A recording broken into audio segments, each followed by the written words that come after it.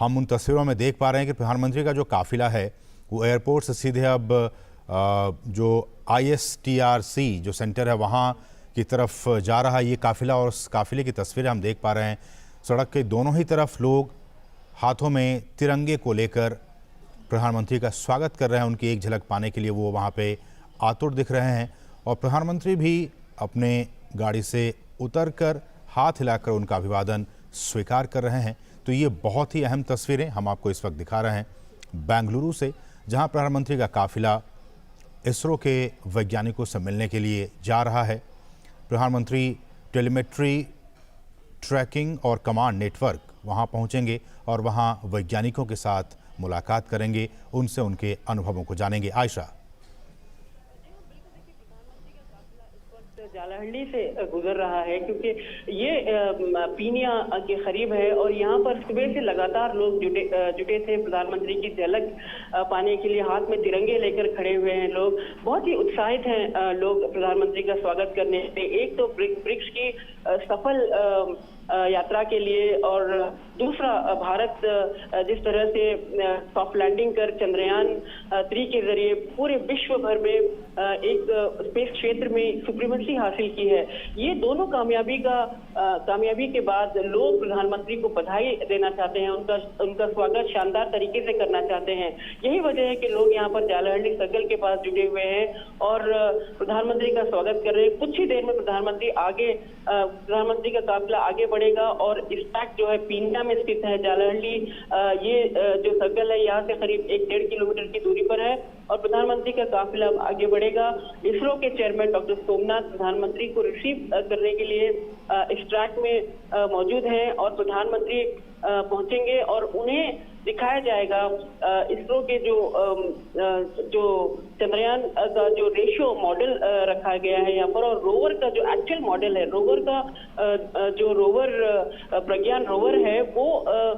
जिस तरह से इसरो ने उसको पहले ट्रायल के लिए इस्तेमाल किया था, वही मॉडल यहाँ पर रखा गया है और प्रधानमंत्री नरेंद्र मोदी को ये दिखाया जाएगा और वैज्ञानिक उन्हें एक्सप्लेन करेंगे इसके जरिए कि कैसे चांद की सतह पर आज प्रज्ञान जो है पूरे सॉफ्ट लैंडिंग के सफल होने के बाद साइंटिफिक एक्सपेरिमेंट्स कंडक्ट करते हुए चांद की सतह पर टहल रहा है। यानी ये बहुत ही अहम है क्योंकि रोवर के जरिए, प्रज्ञान के जरिए जो डेटा साइंटिस्ट जुटाएंगे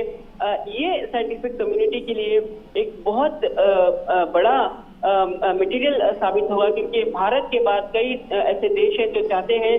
कि भारत की तरह वो भी साउथ पोल का एक्सप्लोरेशन करें। देखिए, भारत ने पहली बार चांद पर, साउथ पोल पर सॉफ्ट लैंडिंग की है। ये भारत के लिए बहुत गर्व की बात है। ये पहला देश है भारत जो साउथ पोल पर कदम रखा है। तो इसके बाद अब अमेरिका, जापान, चाइना और दूसरे 2 देश भी चाहते हैं कि ठीक इसी तरह से वो भारत के साथ मिलकर इस एक्सप्लोरेशन को आगे बढ़ाया जाए। तो लूनर एक्सप्लोरेशन की अगर हम बात करें तो भारत को अब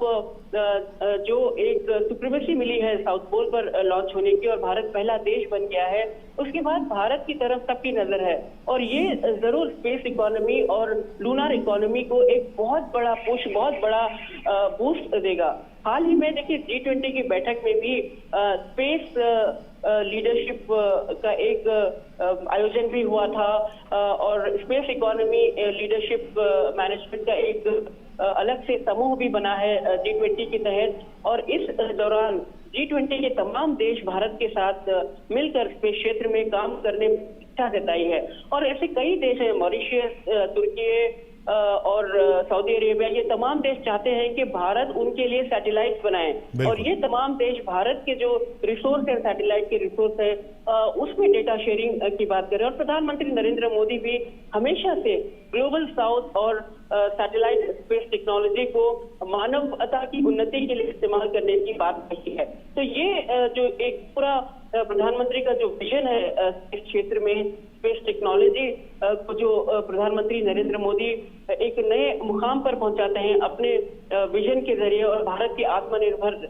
विजन के जरिए, ये वैज्ञानिकों को प्रोत्साहित करता है कि वो इस विजन को पूरी तरह से इस पर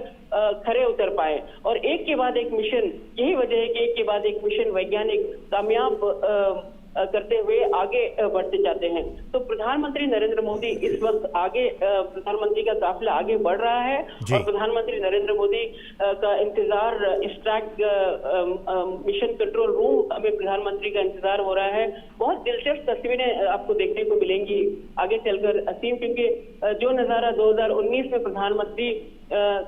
जब यहाँ पहुंचे थे, जब चंद्रयान 2 लॉन्च हुआ था और प्रधानमंत्री ने इस लॉन्च जब चंद्रयान 2 मिशन पार्शियली सक्सेस रहा और कुछ हद तक सॉफ्ट लैंडिंग नहीं हो पाई, उसके बावजूद प्रधानमंत्री ने इसरो के वैज्ञानिकों का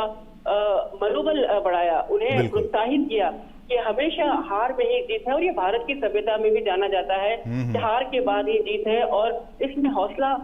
बनाए रखना है। तो ये जो बातें प्रधानमंत्री नरेंद्र मोदी ने इस पोडियम से की थी, उसके बाद से उसके दूसरे दिन से इसरो के वैज्ञानिकों ने चंद्रयान 3 मिशन पर काम करना शुरू किया था और आज वो प्रधानमंत्री के सामने एक कामयाब मिशन पेश कर रहे हैं और सॉफ्ट लैंडिंग की बात जो भारत कर रहा है और विश्व भर में